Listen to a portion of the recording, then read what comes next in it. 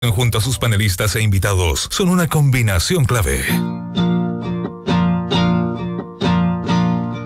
Yo canto a la chillaneja si tengo... Tenemos la voz de Violeta Parra de fondo porque estamos con Víctor Herrero, prolífero autor y periodista, autor de libros tan disímiles como la biografía de Edwards, que yo la recomiendo absolutamente. Creo que es el mejor libro sobre Edwards que se ha escrito ever en Chile. Y ahora acabas de sacar, después de vivir un siglo, la biografía de Violeta Parra, que está fresquito. Y queríamos conversar un poco contigo, Víctor, ¿por qué pasas de alguien? Tú has hecho más bien periodismo asociado a las situaciones políticas, a situaciones de personajes que han tenido una incidencia más bien desde ese ámbito en la vida del país, a Violeta Parra. Bueno, antes que nada, gracias por invitarme a tu programa, Fernando. Mira, es una excelente pregunta, porque efectivamente yo no provengo del mundo, digamos, de la música ni del espectáculo. Y fue una propuesta que me hizo la editorial. Y yo les pregunté, ellos me dijeron, ¿te animas a escribir una biografía de Violeta Parra? Y mi primera reacción fue, perdón, porque yo, o sea, a mí me interesa el poder, la política, la economía, las relaciones internacionales. Y un poco la apuesta que tuvo la editorial, y yo lo pensé un poco, dijeron, es que puede ser una ventaja que tú no estés tan metido en ese mundo y veas las cosas de una manera un poco más desapasionada. Y lo otro, y ya que comentaste el libro de la biografía de Agustín Edwards, esa biografía también era un recontar la historia de Chile a partir de un personaje del poder, un personaje central del poder. Y con el caso de Violeta Parra también se da la oportunidad de recontar un poco la historia de Chile, pero esta vez desde una perspectiva completamente distinta. Y eso fue lo que finalmente me animó a hacer este libro, y bueno, ocupando técnicas de periodismo de investigación. A ver, Víctor, yo creo que hay dos... Yo no lo he hecho nunca he hecho una biografía de alguien, pero me imagino que hay dificultades distintas para estos dos casos que te voy a mencionar. Una, cuando tú escudriñas en alguien que es más bien opaco en términos públicos, y por lo tanto todo lo que sacas es relativamente nuevo, y por lo tanto tu nivel de credibilidad respecto de eso cuando muestras las evidencias es muy alto, a diferencia de otra persona que está en todas partes. Está en todas partes porque que están sus músicas, sus canciones, sus hijos, su generación, su legado, en fin. Y por lo tanto, alguien se puede preguntar, ¿qué de nuevo me vas a decir que yo no sepa de Violeta Parra? Mira, nuevamente, excelente pregunta. Yo te lo voy a graficar de la siguiente manera. Con Agustín Edwards era como, efectivamente, un personaje opaco. Costó mucho encontrar información. Era entrar como en un salón grande, a oscuras, y yo tenía una pequeña linterna y buscaba como por los rincones donde hay información. Con Violeta Parra abrí las puertas de ese mismo salón y se me vino encima una avalancha de artículos, biografía, en fin, era muchísima información. A ver, yo en eso nuevamente sigo la escuela gringa y británica, lo he dicho varias veces. En Estados Unidos hay 10 biografías de Bob Dylan, 20, 30 de los Kennedy. Yo no creo en el concepto de biografías definitivas, de libros definitivos. El conocimiento avanza, y en este caso, si bien había muchísima información de Violeta, yo de a poco me fui encontrando en el camino con ciertos relatos que se venían repitiendo hace 40 años. Yo dije, bueno, veamos el origen, de dónde viene esto, y me encontré con cosas que contradicen un poco como esta imagen oficial que tenemos de Violeta Parra en la cabeza. Una de mis primeras sorpresas, por ejemplo, fue que no son campesinos, no son pobres, es una suerte pequeña, la familia, me refiero a una suerte pequeña burguesía de ciudades de provincia, y eso ya va un poco en contra de lo que uno se imagina de Violeta Parra. Ahora, mi intención no era, como leí en algunos diarios, derrumbar mitos. Eso se fue dando a medida que fui investigando. Bueno, ese es un punto bien interesante, porque efectivamente hay una suerte de imaginario respecto de Violeta Parra que dice básicamente dos o tres cosas. Que se generó desde el pueblo de una posición muy pobre, creció gracias a su talento en esta situación, y que murió suicidándose por amor. Bueno, eso último A ver, aquí a los oyentes me gustaría dejarlos claro, que igual que la biografía de Agustín Edwards, en esta, yo no trabajo con tesis. Yo trabajo con datos y expongo los datos, ojalá de la manera más amena posible. Pero efectivamente lo que yo me encontré, que ese mito que se suicidó por amor, sobre todo el amor al suizo, es completamente falso y no entender la figura de Violeta Parra. Eso en base, nuevamente, no es mi interpretación, en base a datos. Ellos tuvieron más de un año separados cuando ella se suicida, entre medio tuvo otros amores. Violeta Parra no era una mujer tímida a la hora de encontrarse con hombres, y la relación con el suizo es muchísimo menos color de rosa. No, es muy intensa. Todo con Violeta Parra era intenso, pero no tiene esa imagen color de rosa básicamente por dos canciones, que el Run Run se fue al norte, que se lo dedica a él, y que en Gracias a la Vida también hay como referencias a él. Tuve la suerte de acceder a sus memorias inéditas. Gilbert murió a fines de los años 90, que nunca antes habían sido publicadas, y son memorias donde él retrata muy descarnadamente su vida, y 2/3 está dedicado a su relación con Violeta. Y es un verdadero tesoro. Y eso está en tu libro también. Eso está en el libro, sí. A ver, entonces, si es que no es, si la muerte de Violeta Parra no tiene que ver necesariamente con una pena de amor, ¿con qué tiene que ver? Nuevamente, ahí yo quiero ser muy cuidadoso. A mí no me gusta aventurar tesis, pero en el libro se entregan suficientes elementos como para que cada uno se forme su opinión. O sea, yo creo muchísimo en la inteligencia del lector y puede haber interpretaciones distintas.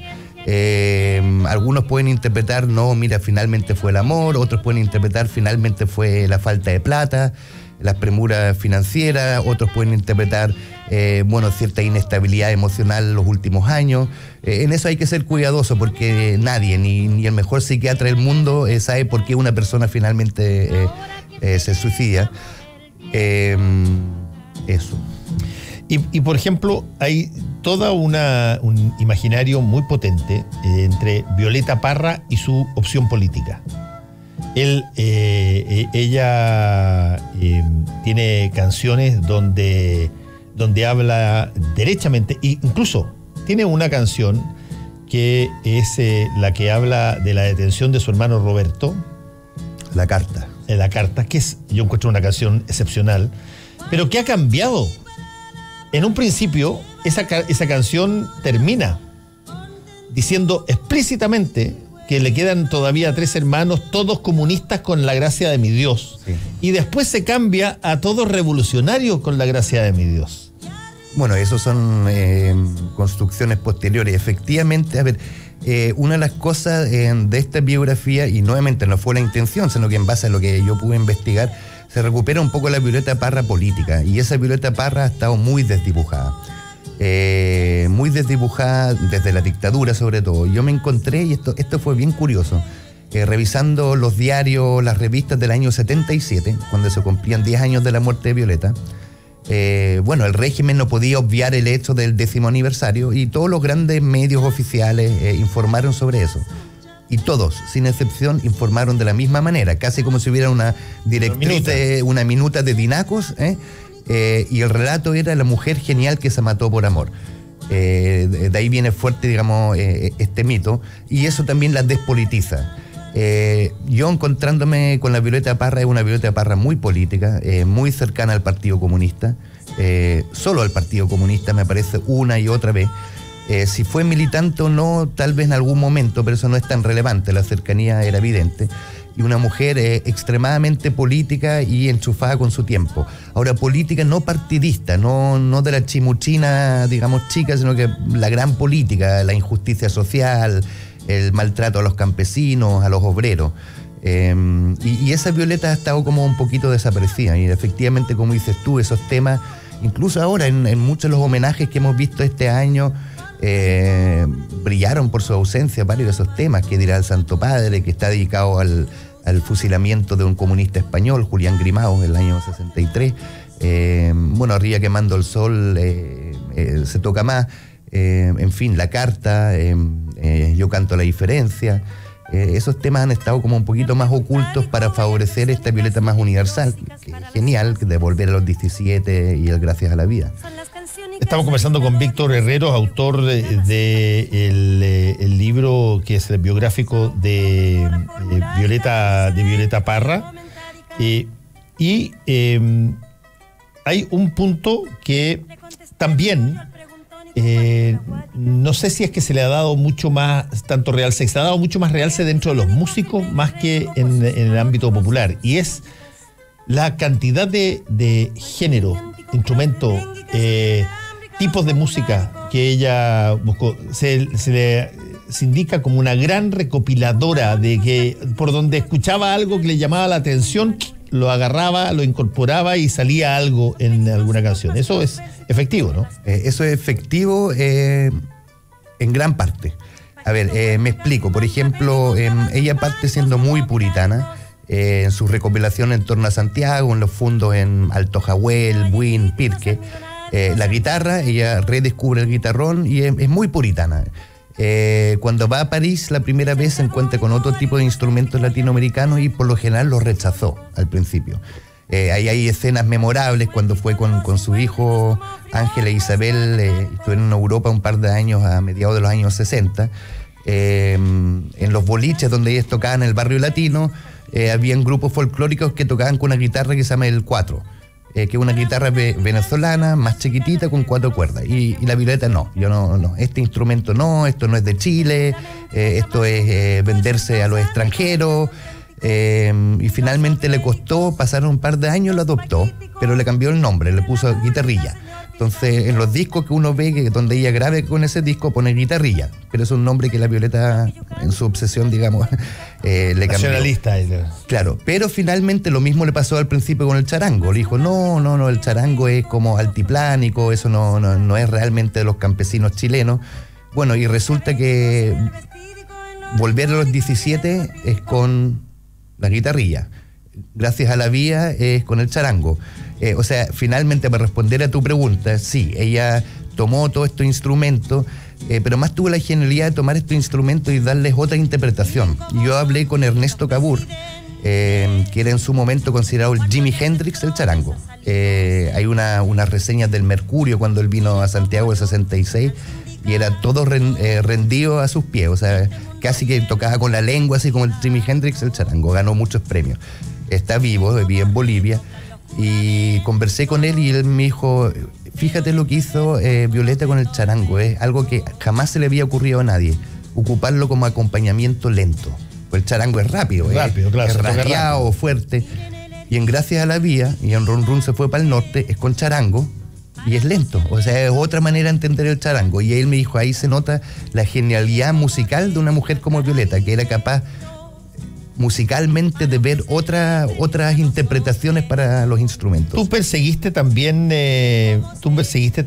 todo lo que fue el, llamémoslo así, exilio voluntario de Violeta Parra, todo su paso por París, todo su paso por Europa. Ahí es una vida muy distinta. ¿Qué tanto influye eso en lo que posteriormente llega a ser Violeta cuando vuelve? A ver, de hecho sí. Yo retrato esas épocas. Yo viajé a París, viajé a Ginebra, donde ella vivió también, porque el terreno, hablo ahora como periodista, estar en terreno es irreemplazable. O sea, uno leía en las biografías, los reportajes, tocó en l'Escale de París, y en mi mente, la mía particular, era como un anfiteatro. l'Escale suena así como una cuestión gigantesco. Y claro, el l'Escale es como poquito más grande que este estudio, digamos, no es más que eso, un pequeño boliche en el barrio latino, lo cual no pone ni quita. Yo creo que el paso de Violeta por Europa en Chile fue sobredimensionado porque sobre todo el Chile de esa época era muy provinciano. Entonces alguien que dijo, fui a París, volví, toqué ahí, es como wow, increíble. Para Violeta sí creo que fue extremadamente importante porque conoció a estos otros músicos latinoamericanos, porque se demostró a sí misma que era capaz de vivir en un país del cual no hablaba el idioma al principio y poder mantenerse y vivir. O sea, París nunca ha sido fácil para ningún artista, a no ser que uno sea Pablo Picasso, digamos. Y lo mismo en Ginebra. Y yo creo que sobre todo por las influencias, o sea, donde ella se abre a estos otros mundos, conoce a otros músicos latinoamericanos, y es como el comienzo que la saca de netamente su recopilación campesina, y se empieza a abrir un poquito más. ¿Cuántas canciones tiene Violeta? Mira, buenísima pregunta. Yo ese número no te lo tengo a mano, pero tiene como más de 30 discos. Ella siempre hablaba que en total tenía como unas 2000 canciones, entre recopiladas y además tiene canciones que son humorísticas, tiene canciones que son políticas, tiene canciones que son filosóficas, digamos, tiene canciones que son netamente folclóricas, digamos, propias de un lugar. Es súper vasto el eje temático que escoge ella. Bueno, es que ahí también están sus orígenes. Me retrotraigo. Otra de las sorpresas que me encontré investigando, que la Violeta Parra que nosotros conocemos empieza a existir a los 35 años, no antes. Teníamos como un poco esta imagen, ella siempre fue genial, desde niñita, siempre fue un súper talento. La verdad de las cosas es que no fue así. O sea, recién a los 35 años, separada, casada por segunda vez, con 3 hijos, empieza a surgir esta Violeta Parra que es la que finalmente conocemos. Lo que ella hace anteriormente es artista, pero una del montón, y hace de todo, o sea, desde flamenco, boleros, ranchera, hasta bailó mambo, ¿te fijas? Entonces, en sus orígenes, digamos, entonces tiene como toda esta referencia, y yo creo que todo eso finalmente también le ayudó a alcanzar algo que alcanzan muy, muy, muy pocos artistas, que es esa universalidad. Cuando finalmente te sales de todas tus influencias propias y logras componer temas como las últimas composiciones que se escuchan en Finlandia, en Japón. Me llevé la sorpresa en Japón, en una región de Japón, el Gracias a la Vida es una canción súper conocida. No saben quién es Violeta Parra, pero conocen la canción Gracias a la Vida. Y yo googleando en Japón, en inglés, que es lo que hablo, habían ferreterías llamadas Gracias a la Vida, carnicería Gracias a la Vida. O sea, se producen fenómenos muy extraños, sí. Otra cosa que me gustaría saber si es que se aborda en este libro, Víctor Herrero, tiene que ver con su familia. Tú tienes un matemático como Nicanor Parra que deriva en poesía, Roberto Parra que también incursiona en la música. Tienes una familia amplia, grande, de puros personajes que individualmente tenían un nivel muy superior, si tú quieres, a la media en materia de pensamiento, ya sea científico, intelectual, en términos culturales. ¿Cómo calza ahí Violeta Parra? Mira, eso yo también me lo iba preguntando y honestamente no hay como una respuesta definitiva para eso. ¿Tenía buena relación con su hermano? ¿Tenía, sí, por lo menos las canciones? Sí, no, ella tenía buena... Con la Hilda al final un poquito menos, sobre todo por temas políticos. Ahí hay una carta donde dice, me van a perdonar los oyentes, pero dice, la estúpida de la Hilda no va a votar por Allende, el año 64. Así que ahí había un poco de distanciamiento político. Sí, ella era cercana sobre todo a Nicanor, que la escuchaba, sobre todo sus consejos, a Roberto, pero se la pasaban peleando porque Roberto era muy borracho. A ver, lo de Nicanor efectivamente es poeta, lo de matemático y científico es loable, pero no lo que conocemos sus trabajos ni dejó ninguna marca en eso, o sea, él no es conocido por eso. Es conocido por ser un gran poeta. Yo creo que ellos son los dos grandes personajes. Roberto Parra nace como un poquito después, es como más al final y ya una vez que muere Violeta. Yo ahí siento, pero aquí estoy especulando, netamente esto no está en el libro, que hubo un pequeño aprovechamiento también de subirse al carro de la fama de Violeta. Sin quitarle sus méritos propios, la Negra Esther, etcétera, o sea... Sí, no, por supuesto, y las cuecas choras y un montón de cosas que también se crearon, digamos. Claro, pero por darte una idea, Roberto Parra, si no me equivoco en estos momentos, no publica un primer disco hasta fin del año 67, cuando Violeta ya está muerta. Nuevamente, esto no pone ni quita el personaje, pero sí, efectivamente, tu pregunta, ¿cómo es eso posible? Mira, no lo sé, y si tuviera la respuesta tendría como la fórmula del éxito para la familia. En la época en que Violeta Parra está en su pic, tiene